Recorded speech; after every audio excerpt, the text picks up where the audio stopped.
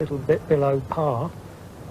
Yeah, but it's still sufficient. If there was a spacecraft up there, you'd pick it up. The fact the thing's got it's got this magnetic-like force field around it, that detector will pick it up anyway. Well, if there's any flying saucers about, or extraterrestrial craft, we may be fortunate enough to detect something. Yeah. If they're there, though, they're hidden well and truly in the clouds. Scan along, look, scan along the edge of the cloud. Well, the one near the sun there? Yeah, scan along the edge of the clouds. Go around the perimeter of that cloud. That's it, because very often they hide. You know, they use the clouds of cover, and you see the crafty so-and-sos, they just hide there. Yeah. I work for the LEB. Paul works as an embalmer, and it doesn't mean that we have an awful lot of free time. What we're trying to do is to obtain either actual contact or possibly pick up some type of intelligent message relayed from the people who man these craft. When I think of some of the sightings that we have had, where we have gone out, signalled with a flashlight, and then had a response to our signal, then that most certainly proves that someone or something must have been monitoring us and watching every movement. It was in August 1961, about 11 o'clock one night, and I was waiting for a train at Parsons Green Station. It was a hazy type of a night, but you could see a few odd stars on one of these typical things. London night. And in order to pass the time, I was just letting my eyes just roam around the sky, you know. And as I looked, it was as if there, right on the horizon where the housetops were, was a red light. Like a plane light? Yeah, it was exactly the same colour as a plane. I took no notice. I carried on, so just my eyes ran around the sky. And this red light started to come towards us. And as it started to come towards us, yeah, I still didn't think any more of it. You know, there was no noise attached to the thing. No, it was completely silent. And then it came on and came on, and then I suddenly, it was as if everything seemed to happen at once.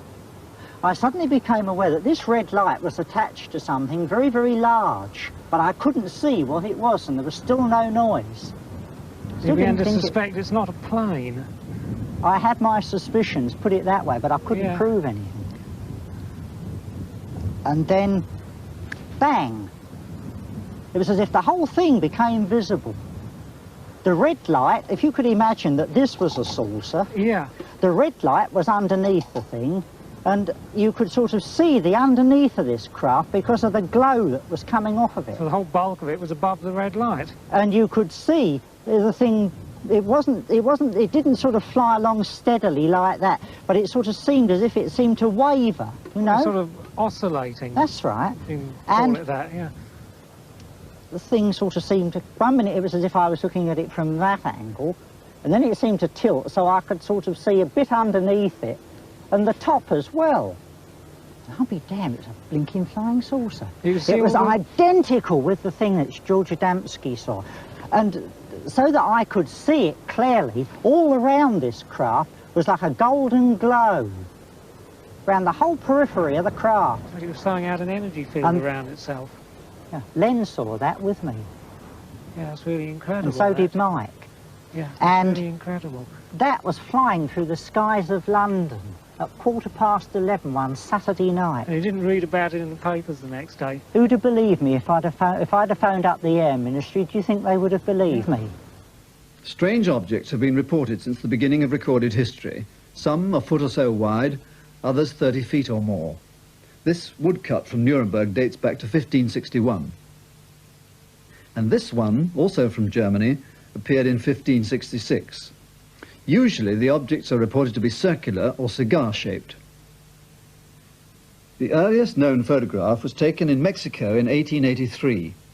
Several hundred objects were seen crossing the sun, and simultaneous sightings were reported from Mexico City and Puebla. Hundreds of thousands of photographs have been taken. Most have been dismissed as fakes, but this one, taken over Oregon in 1950, has never been satisfactorily explained. In January 1958, a Brazilian naval vessel was engaged in marine research off an island in the Atlantic when a strange object was sighted over the sea. It was seen simultaneously by a number of observers gathered on the deck. One of them, an expert photographer, took these pictures. The object moved at low speed over the mountains and disappeared briefly behind a peak. It was then seen again, flying away at high speed before it disappeared. This film was taken by an amateur photographer in Montana in 1950.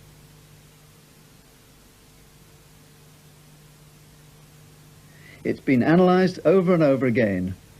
Some people see two round silvery craft. Others believe it's two Air Force jets, reflecting the sunlight as they circle to land at a nearby airport.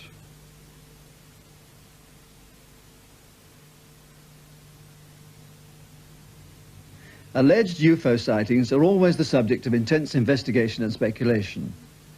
An ATV camera unit were filming in a field in Oxfordshire in 1971 when they saw a bright orange ball in the sky. People in 6 other locations in the district later reported sightings as well. After some seconds, the object moved off, leaving a vapor trail. Many theories, including jets unloading fuel, have been offered as explanations, and the cameraman included a foreground shot to show that there was no trickery.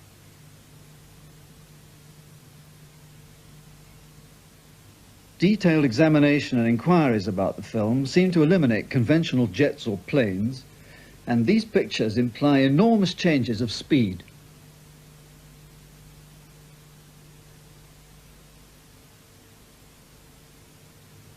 Then, at 9 o'clock on a morning in 1973, a building surveyor, Peter Day, filmed this red ball in Buckinghamshire from his stationary car. Other people in the area also saw something at the same time. Coincidentally, 45 minutes later, a plane crash was reported in the area.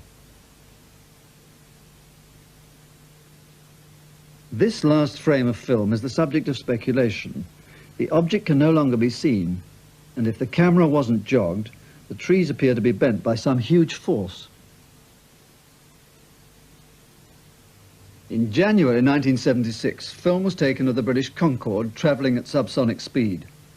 At one stage, the film shows what appears to be an object descending below Concorde, then ascending to travel parallel with it, and finally moving away over the top at great speed. This is what was seen.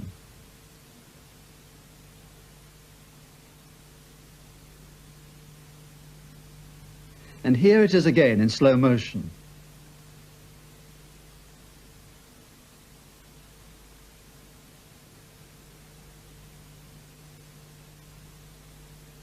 British Airways believe it was caused by a foreign particle in the optical mechanism of the camera filming Concorde.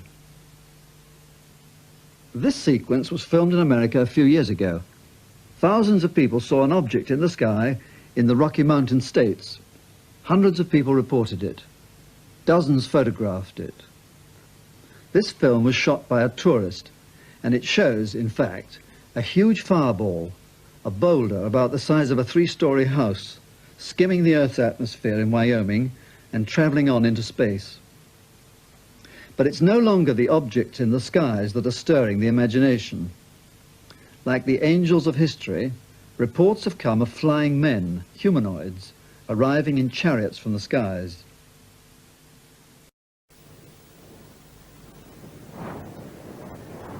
Man's innate religious instincts may be the reason for the interest in creatures from space, or it may be a reaction against orthodox science. The Aetherius Society was founded by an ex-taxi driver, George King, after a voice told him he was to be the earthly representative of interplanetary parliament. 20 years ago, he was told to come to this hill in Devon, which is now a place of special pilgrimage and prayer. It was around midnight on July 23rd, 1958, that he had his strange encounter. And it was very, very windy on the top of Holston Down. As a matter of fact, it was quite dark by this time. And dimly, out of the corner of my eye, I saw something in the sky. And I thought, well, if I'm going to have another contact, it'll happen anyway. Nothing that I do will either stop it or precipitate it. So I went on with my praying, and in a yoga fashion, and then I saw a being which kind of appeared before me, if you like. I mean, I didn't see him walk up to me. I mean, I opened my eyes and he was there. He was very tall. He was dressed in a long robe, which covered the usual type of one-piece suit that several people have spoken about in the past when they have met people from other worlds. He had long brownish hair, light brownish hair. Now, it's strange that I could see the color of this, but I could, because there was so much radiance around the man.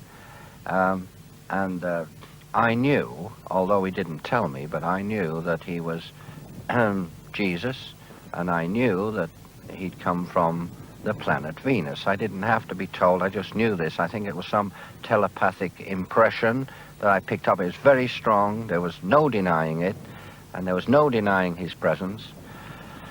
And he sent power from himself through me, and into the mountaintop here, and I was told later by interplanetary sources that this mountain was holy, and that's why we use Holston Down, because we really and truly do believe that it is holy. Now, in this case, did this figure of Christ just materialize, or did he come in some sort of spacecraft, or...? Well, as far as I'm concerned, he did come in a spacecraft, but I didn't see him get out of the craft, and I didn't see him walk towards me. I became aware he was there. Now, when you saw a craft? Yes, I did a little later, yes. Which looked like what? Which looked like the usual type of flying saucer, of which I have a model here. This is what we call a scout patrol craft. I must tell you this before I go on about these, if I may. When he left, I definitely saw him move to the side, and a craft similar to this hovering above the ground, and there was a green beam of light came from the bottom here down to the ground, and he just moved to one side into the green beam and was gone.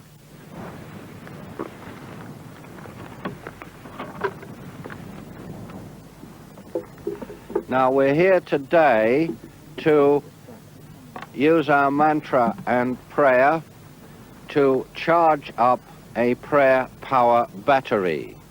At the moment, this battery has almost 600 hours of prayer energy in it, and by the end of the session today, we should have filled it. As you know, we were informed from cosmic sources that there will be a period of emergency from October the 23rd until December the 11th, and that's why we're meeting here today to finish charging this battery so that we have the power available at any time we need it. Now, let me get this clear. This battery is being charged with prayer. This battery is being charged with energy invoked by prayer. And stored. And stored in a physical container until such a time as it is needed. You know, if there is an earthquake, let's hope there won't be, but if there is, it's very difficult to bring 200 people together at a moment's notice. But if you have the results of 700 prayer hours in a physical container, you can release it at a moment's notice, any hour of the day or night when it's needed. You beam it in a certain direction. Yes, we put it on quite a large piece of mechanism which I have invented, and it's sent out through an antenna, very specially made antenna, and it can be guided to any part of the world. Blessed are the wise ones, for they walk through a dark and ignorant world, spreading their light.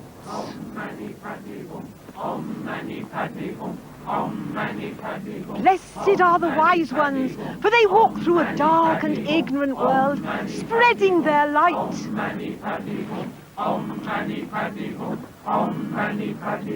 Blessed are they who love, for they are the disciples of God.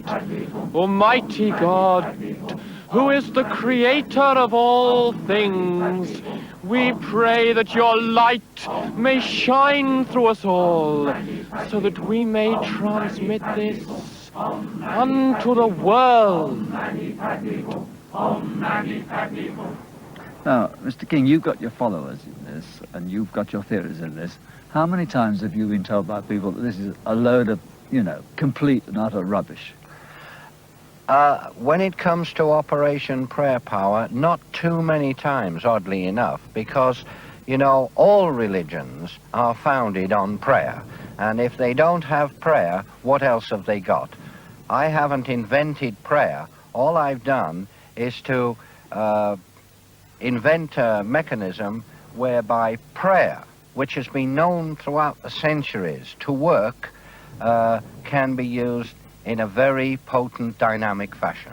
Om Ram, Om Rama-re, Om Rama-hum, Om Rama-re, Om Rama-hum, Om Rama-re, Om Rama-hum, Om Rama-re, Om Rama-hum, Om Rama-re.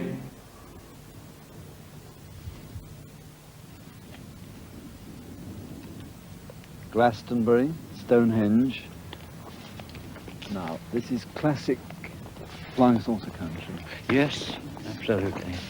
And we often imagine that if we were flying in a direct line over here, in fact, we would be on a straight course exactly between Stonehenge, which is to our east here, at the top of the barn, if we were looking down at the top of the barn, and straight in line with that would be Glastonbury towards the west. And you, Arthur Shuttlewood, are famous, or to some people notorious, as one of the great... Notorious, I think, yes. In any way? I think, really. Yes, I'm afraid I'm listed among the, quote, nuts, unquote, or sometimes not quote at all brigade, certainly because of my way out views. But they've only been inculcated in me because of what we've seen and what we've experienced, and fortunately have been experienced by many others in the world. Don't forget that I started out as a hard-headed, ultra-realistic type of journalist. We've got to be sticklers for absolute fact. The strangest thing, in fact, that ever happened to me personally on these films here was when I went up a little defile near Cradle Hill, at the top of Cradle Hill, where there's an army rubbish refuse dump. And I went along this little track because I could see clearly, or fairly clearly anyway, a glowing to my right, and glowing to my left. That appeared to be circular, that appeared to be cylindrical, and in front of me a rather large light that lit up the trees in front of me. And I was drawn, because it appeared to be the nearest of the three, I was drawn towards the light in front, and I thought, well, I'm pretty certain that's UFO. I couldn't explain what that was. It wasn't anything conventional, and I hastened towards it. But then I was aware of being lifted off the ground, literally, and I was aware of some energy coming from the lights at either side, which had closed in rather frighteningly. But I wasn't frightened. I just teetered in midair, if you like, several feet up, obviously, and I just couldn't feel any pressure under my legs at all. And I'd stopped running, and my legs were simply gangling about like this without any foundation to tread upon. And this went on, perhaps I was hovering in this sort of fashion, and yet still being propelled slowly forward for a good half minute or more. And that is gospel truth. Did you fall It was the down? most amazing experience I ever had. No, I didn't fall. I was simply lowered very gently back to the earth. The Flying Saucer Review is the main journal in Britain which collects all the data about all the strange things. For instance, figures like this, humanoid figures. This one, I think, reported from Finland. Extraordinary details of saucers coming down, people being affected by rays. The magazine is full of teleportation, stories of cars being moved from one place to another. Now, Charles Bowen is the editor of this. You spent years collecting all this data. What's it all about? I'd like to know what it's all about. I've been involved with this myself for something like 12 years, closely, as editor of the review. We get reports from all over the world, particularly from South America, everywhere, practically. Is there any pattern? There are small patterns from time to time, small patterns in visual features of these alleged occupants of these flying saucers, or UFOs, call them what you will. People report these things. A lot of them obviously think they have seen something real. Maybe they have, maybe they haven't. The fact remains that it is largely a nocturnal phenomenon, and people who often report them are people who are out working at night. Doctors on call, nurses, police, soldiers, all people like this. A lot of them very highly responsible people. A lot of them people of high intellectual standard. Now all this leads you to ideas. You begin to get ideas about this subject. And ideas are, what are they doing? What is it? What is going on? We haven't a clue what is going on. But what we do know is that the people are very honest, usually, who describe these things. Very seldom do we come across deliberate hoaxes. I mean, there's no point in it, because they begin to look ridiculous the moment they start speaking about these things. And we suspect that the UFOs, which bring them, are controlled. Whether or not these creatures that are seen are the control of the UFOs, or whether they are merely projections from them, is another matter. The way they behave, the way they sort of float over the surface of a muddy field, and all this seems to suggest that they may be projections which are from the object into the minds of the beholders. This is one possibility. Then what is going on? We don't know. Are they some sort of attempt to control human beings? Do they select simple people for this purpose? Select them and work on them? The idea of control is not something new in the world of the human beings. I mean, ancient religions have all sought to suggest that there is control from their deity. Jehovah and the Israelites, Allah, other people, control their people. So the idea of control is nothing new, but this is a modern form of control in a modern frame of reference.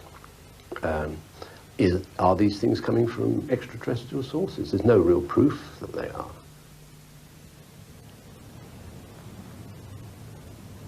Staffordshire's had a whole crop of flying saucers.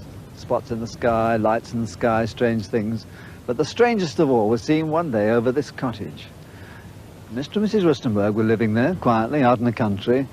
And, well, you just tell me what you saw. Well, this was one ordinary day. I was waiting for my husband to come home from work, and my two sons went to Staffordshire to school, and I was getting changed, and I heard this terrific noise. It was just like a giant cauldron of water being poured onto a fire, a shh sort of noise, you know. And my first reaction was, oh, the children. I thought maybe a plane was crashing or something like that. And I slipped my jumper on and went outside to find my two sons lying flat on the ground in the garden in front of the house, shouting, "Mummy, Mummy, there's a flying saucer." Well, naturally, I just said, "Come on, don't be stupid. Come in the house." But felt sort of a strange sensation. Wended my way up the side of the house to where we had a pump where we used to get all our water from, and automatically looked up to see this, all I can describe, this huge Mexican hat. It was stationary, this thing, and it was bright silver in colour, and it had a dome. It was tilted to sort of, I could see the occupants in it. You saw people in it? I saw people in it. There were two people in there. These people were beautiful people. That's the only way I can describe them. They had long golden hair, like a page boy bob, just like the old kings. You used to see photographs of the old kings. And the colour of the hair was golden. Now, I was really... What were they dressed in? They had a sort of a polo neck jumper affair, like a ski top suit, in pale blue.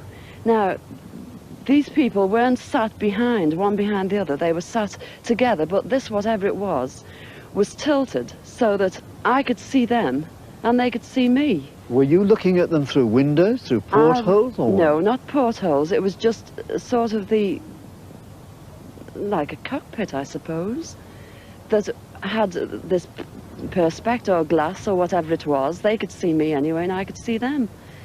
And they had beautiful faces. I shall never forget their faces as long as I live. Their foreheads seemed to be a bit larger than, you know, the bottom of their faces as normal people you would expect to see. But maybe this was just whatever they had round their heads, which was like a transparent fishbowl. And they just looked, and I was absolutely paralytic with fear. I couldn't move, although my mind was ticking over. And they looked so sympathetic that I was just mesmerized for what seemed to be, ages, but it could have only been seconds. And I turned to sort of look down at the boys, was unaware that they were with me because I was so absorbed. And the next thing, I looked up and it was gone. How low had it been? It had been the height, I couldn't tell you. But the house that you've seen, it was just on top of the roof. It was hovering on top of the roof. How big was it compared with the size of the house? It swallowed the whole circumference of the roof. I couldn't see, the roof was completely blotted out.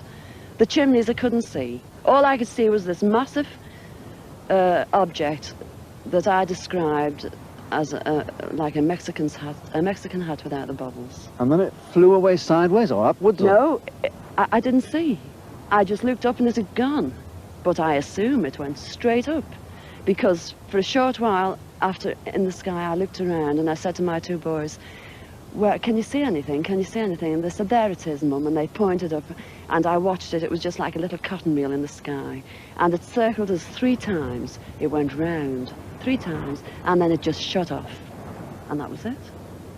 When I started to analyse myself afterwards, I feared that I might have had an hallucination, but then I knew I hadn't had, because my sons were so sure about what they'd seen and what I'd seen. And it went through my mind that it was a secret weapon from Russia, and then I thought, well, it can't be that, because if they had something like that, they wouldn't need to fear anybody or anything. Were you scared by it? Did you run indoors? Oh, I was petrified. I couldn't move. I couldn't move a muscle. I was paralyzed with fear. But now I wouldn't be. Because now, when I look back, you know, I think, what an amazing thing to have happened, and for me to have seen it. And when your husband came home, where were you? Well, when my husband came home from the office, I was locked in the house with my children, under a big kitchen table that we were using. Under the table? Under the table, yes. It's funny now when I look back, you know, it sounds absolutely ridiculous, but this is the truth. This happened. And that's it. We were ridiculed. It was very embarrassing at the time, and people, they possibly thought, oh, she's a nutter. But, you know, who cares? This is something that's happened to me, and I'm a practically minded person, and that's it. Gordon Crichton is one of the most important people in this field who studied this thing for years. He's an ex-diplomat. He's a man who speaks 10 or 11 languages. Now, Mr. Crichton, I've been studying this thing now for some weeks, and I find it a completely bewildering mystery.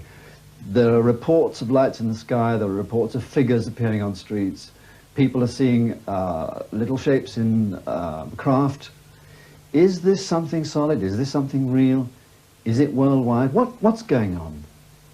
Unquestionably, something very extraordinary is going on. Unquestionably, it's a very bewildering mystery. And we're glad to see that more and more very intelligent people are bringing their minds to bear on these questions. It's quite clear to me that since the end of the last war, and in particular since the first release of nuclear energy here, which I'm sure is connected with it, there have been a tremendous number of very extraordinary things happening. And this is happening all over the world. We are getting reports from every corner of the globe of people who are seeing things like this.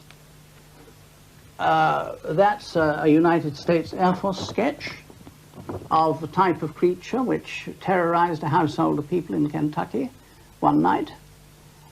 They shot at them with shotguns, and they said that when the pellets hit them, it sounded as though they were firing into a bucket. This is a little figure about 3 feet high. A little creature about 3 feet high with large ears. Which presumably comes from where? That's the question. What do you think? I've no idea, and I'm sure nobody has.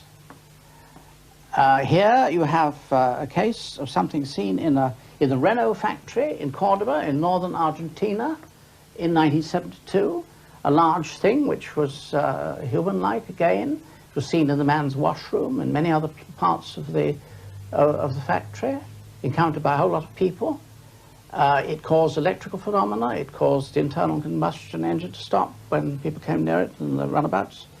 It was seen to go up. These creatures were actually seen to leave the factory at night by people outside the factory. These creatures were seen to go up to be drawn up into mysterious craft. Now, in the early years, and I say that, when I say the early years, for me that means nearly 30 years ago, because I saw one of these things in China in 1941,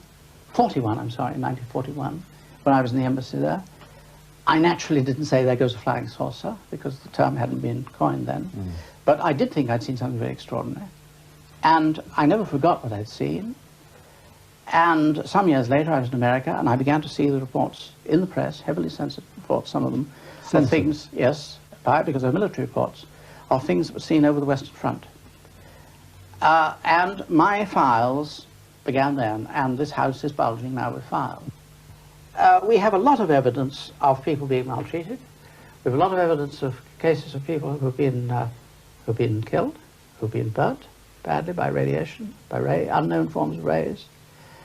People have been carried off and have certainly not come back again. None of this looks to me like the behavior of benevolent beings. And therefore it's not surprising that, you've mentioned the attitude of governments, it's not surprising the governments aren't saying anything about it. And I don't want to go on record as being critical of the governments for their view. I think it's a very serious matter. I think it is not one that one can bring to the attention of everybody. In other words, you're telling me there's a deliberate plan to keep this away from people? I'm sure, and I think very wisely. Because if many people knew what I know about it, from my study of it over many years, they might be very alarmed. We have many cases on record of cattle being taken. I'm glad to think that some of them like beef. There might be other forms of protein that they might be after, which would be rather more alarming. We have many cases on record where they've been seen taking rocks, stones, vegetation, plants, exactly the things that we would do and have done on the moon already, and would do on any other planet we landed on when exploring. These do look like extraterrestrial explorers. And with intent, with people intentionally fishing around, nosing around, with a purpose. We also have many alarming cases, alarming because we don't know the implications of them, of blood being taken from people, and also semen, and also ova from women. There's at least one good case of sexual intercourse, and I would think several, which would stand up to scrutiny. One was a farmer in the hinterland of Minas Gerais state, several hundred kilometers inland from Rio de Janeiro. He was working the equipment on his farm. They had one tractor, and his family used this in rotation. They kept this capital equipment working throughout the day, 24 hours. One would be working, the other one sleeping. His turn was at night, and he was ploughing his field with his lights on at night. Now, he'd seen one of these objects come down on the 14th of October, 1957. And he was puzzled by this thing, and he went to see what it was, and every time he went after it, this thing went off to a different part of the field, and then it disappeared. The next night, October the 15th, he went out alone and was ploughing when this thing came down again, and this time it came right close up to his tractor. He decided to jump out of the cab and run for it, but says that he was overtaken while he was running by 4 smaller figures than he, and he's not a big man, who dragged him struggling into the craft, up a gangway into the craft. Now, this is his story, remember. He says that he was stripped while he was in there and given a medical. They took samples of blood from him and washed him over with some unguent, and then took him into a separate cabin where a gas was pumped into the cabin, and he was violently sick.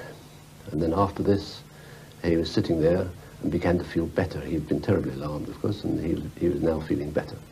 And then, strangely, a door, he said, opened. He couldn't see how it could have opened because he didn't know there was a door there. And a person came through, and it was a female. And this one was completely naked, according to his testimony. And, well, eventually he had felt so relaxed that the inevitable took place at her urging, apparently. And they then had he was, intercourse? Apparently, yes, according to his testimony. And then he was shown around, given his clothes back again, he was shown around the craft, and was put down again, and he went back home with this tremendous story, and he locked in his mind. He was puzzled and worried and frightened by it. He began to come out in spots, and later, at his own expense, he knew that there had been some stories of this sort of thing floating around in Brazilian magazines, in O Cruzeiro, a magazine like this, and he found his way to the offices of O Cruzeiro and saw one of the editorial staff, João Martins, who took him to see Dr. Lavo Fontes, medical doctor, and they took a disposition from this man, a testimony, and gave him a medical examination. And he was discovered to have a mild degree of radiation sickness. Now, how a man had picked up radiation sickness in the heart of the Brazilian hinterland, ploughing a field, goodness alone knows, living a simple agrarian life, very simple agrarian life, goodness alone knows. Now, you have to bear in mind that these people who have these experiences are not readers of Flying Saucer Review. They're not members of Flying Saucer spotting clubs. They're ordinary people. And they're very often, if it's South America, there may be illiterate peasants on the slopes of the Andes. And yet, all over the world, people are having experiences which fall into a recognizable slot. Which means that you and I have to face up to the possibility that this is mental illness which is happening, in fact. These are the emanations of people who are ill. It would be a very nice theory. And if it were that, then I think the medical profession have wasted a lot of time in not getting onto it. But we have a lot of doctors who are interested in the subject, and I don't know any of them who believe that it is mental illness. We do admit that there are cases of people who are very seriously disturbed after having the experience, but not before. One November evening last year, Mrs. Bowles and a friend of the family, Mr. Pratt, were driving out of Winchester when they saw a light in the sky, a light seen by many other people that night. This is where we see the large orange light. That's right, yes, we did. Yes, on their left. On the left here. Yes. And then it disappeared, and I am coming up to it now. It appeared again here. But right. It started hovering down below the back of these trees and the hedges here. We came on down the road for another quarter of a mile, maybe a bit more. We turned sharp left to come into Chilcombe Lane.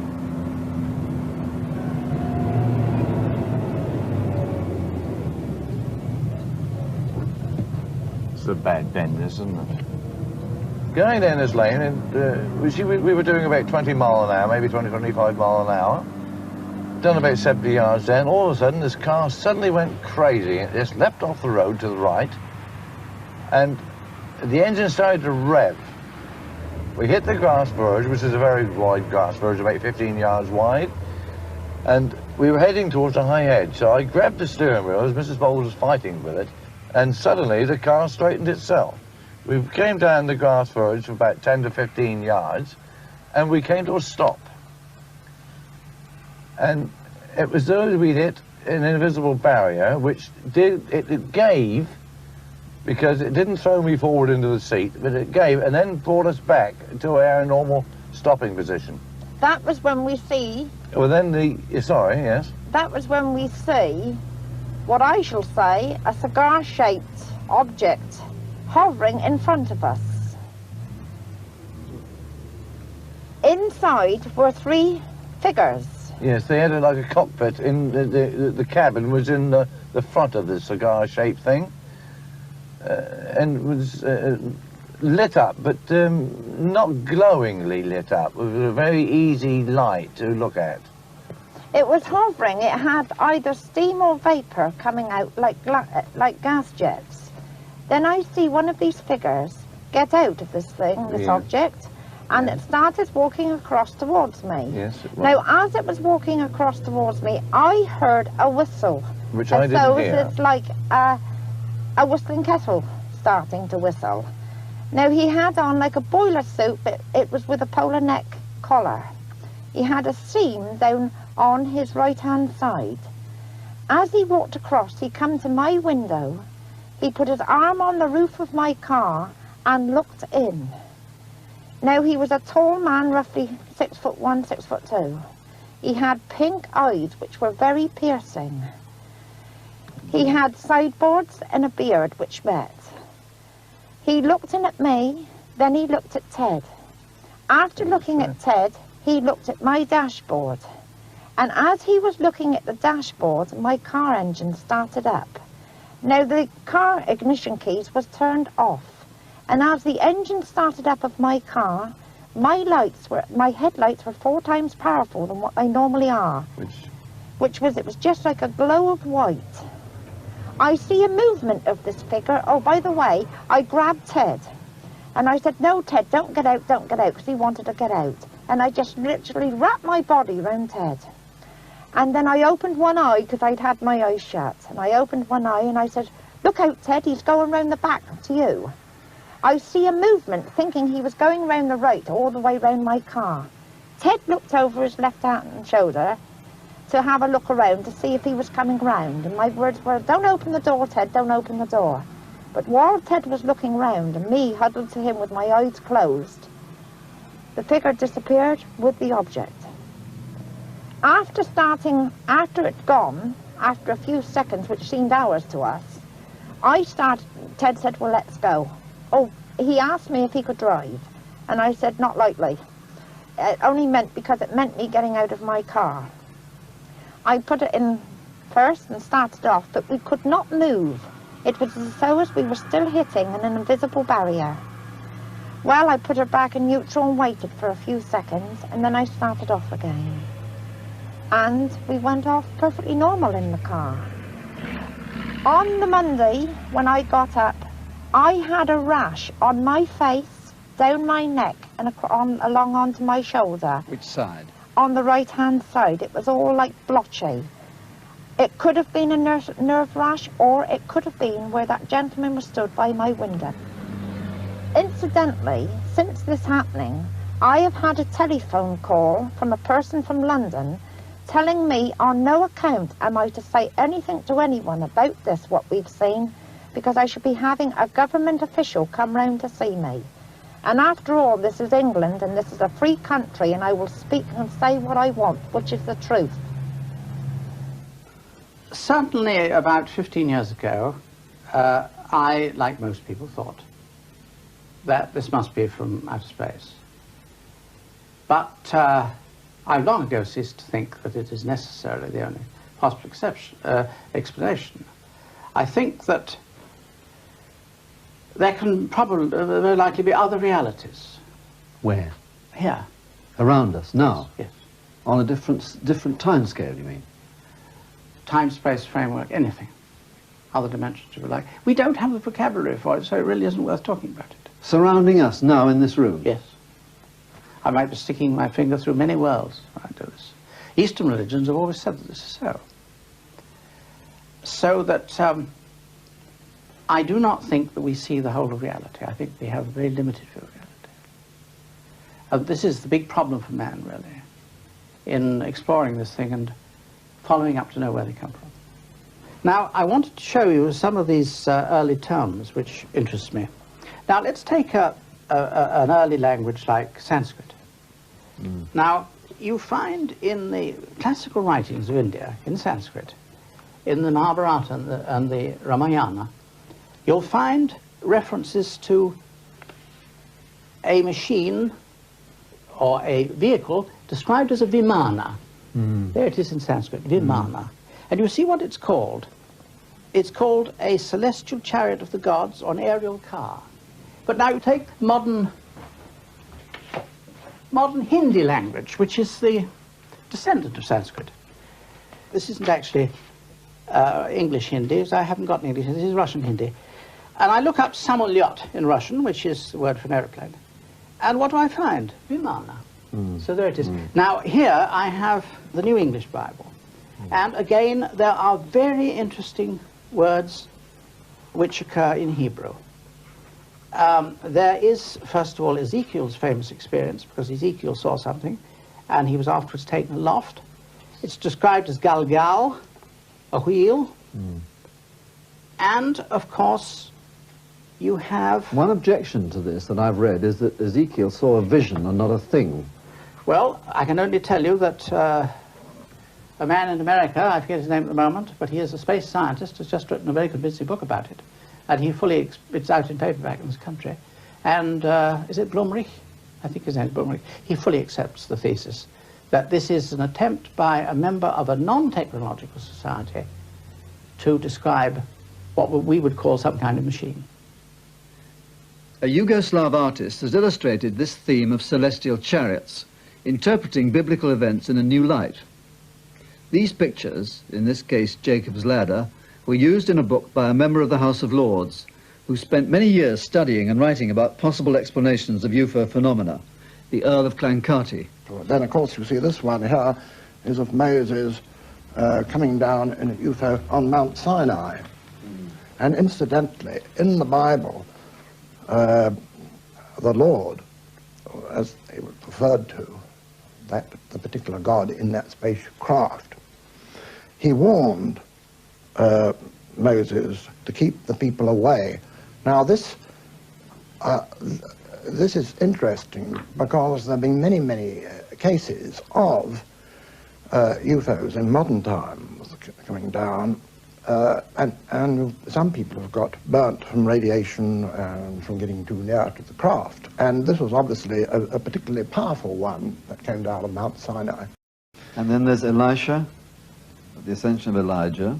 Yes. Bible is absolutely jam-packed with UFO incidents if you read it in that light. And the transfiguration of Christ. Yes. Also in the Bible you've got descriptions of cloud UFOs, taken up in the clouds. Then there's the three Marys at the tomb. Yes. Because two figures were seen. Oh, you mean the figures in white? Yes. I think they must have been ufonauts, space people, those figures in white, because they more or less indicated that that Jesus had risen and gone up, and he'd come back in the same way, it said. And the ascension itself? The ascension of Christ, the picture there, it shows him ascending in a spacecraft. Yes, that's how he went. That is how he went back, in the same way as he came, probably. And when you come to think of it, there was nothing really very sacrilege about that. just showing that those kind of things are possible, you see. Another idea as to where some of the UFOs, not necessarily all of them, but a considerable number of them may emanate, and that is from inside the Earth. From inside the Earth? Inside the Earth. Now, in my book, this book here, Secret of the Ages, I give some evidence for the concept of a hollow Earth. I quoted Nansen's, the famous explorer, Norwegian explorer, who made an attempt to reach what was called the North Pole in, I think it was 1895. And at first, of course, it started getting cold the further north he went. And then he found, to his surprise, it began to get warmer. He also, the further north he went, then he was very surprised to find traces of warm-blooded animals in the Arctic Circle at that time. And then, eventually, he reached a warm sea, which had quite a depth to it. And by this time, they'd lost their way, you see. They couldn't understand why it was. In fact, they seemed to be going down. If you see what I'm getting at. Well, look, just take a look at these pictures showing the whole, you'll see, the North Pole. Satellite pictures. This is a satellite picture taken in 68. Yeah. This would be what, 300 or 400 miles wide, at least, wouldn't it? Something like that, yes. And of course, and then you would go in like that, and it would decrease, you see, and it would go down. And the one at the south, in the south, is not so big, I don't think. Thousands of pictures have been taken by satellites, and only one or two have ever actually managed to take the whole itself, due to the weather conditions, because over the pole, all that area, there's always fog, nearly always fog, over where that hole is. So, it is my thesis that inside the Earth, there is a very advanced technology of people there, their descendants still there, with the old technology that they had, and these spacecraft. Are coming in and out of this hole? Well, not only there, but in the south as well. Lord Glencarty, critics would say that this picture is a composite picture taken from space, which doesn't include the section which is black and appears to be a hole. Yes. Well, of course, people are always bound to say anything about anything that's produced. As I told you earlier, most of the time there's fog over where that hole is. I'm not at all sure whether they're all benevolent down there or not. There have been some very strange things which have happened to ufologists, stories of mysterious men in black, you see, who come and shut you up, silence you if you get on too hot a track, you see. It hasn't happened yet to me. But nevertheless, there have been many, many stories, and many strange people have many strange things have happened to people. I think, in fact, that we're going to find out, if we are given time to find it out, that, first of all, that we are not the first humanity that there's been on this planet anyway. There have been quite a number of others that have come unstuck or been wiped out. Secondly, that man is not just the product of chance, of the ordinary workings out of blind evolution. He's that plus something else. That, in other words, we are the result of some very superior engineering by somebody, somewhere. And I think that opposed to those forces, the creative powers of the cosmos, there are others who you could describe as the opposition, or the people who are throwing spanners in the works. I suspect that there is a very great struggle going on for control of us. Now, there is a group in America, from whom I've heard in recent years, who claim that they have evidence that there are 4 different lots who are struggling for control of Homo sap. Me, you. Yeah. And they would have quite different viewpoints and might not all be what we would call benevolent.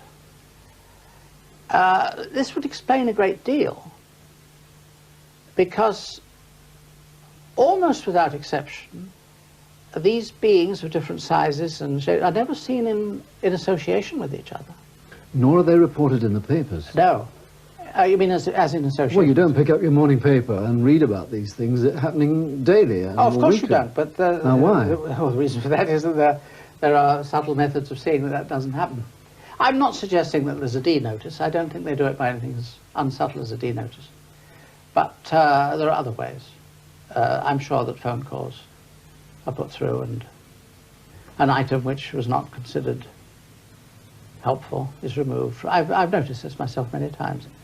Professor Jung postulated the notion that this was some sort of kickback from fear, that when people were under the impression that they were in great danger from being blown up by atomic bombs or whatever, that they tend, for some reason which I don't understand, to see things out in the sky.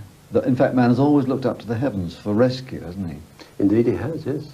And if they do see things under these circumstances, then this is equally something which is worthy of examination, I would say. Medical examination or scientific examination.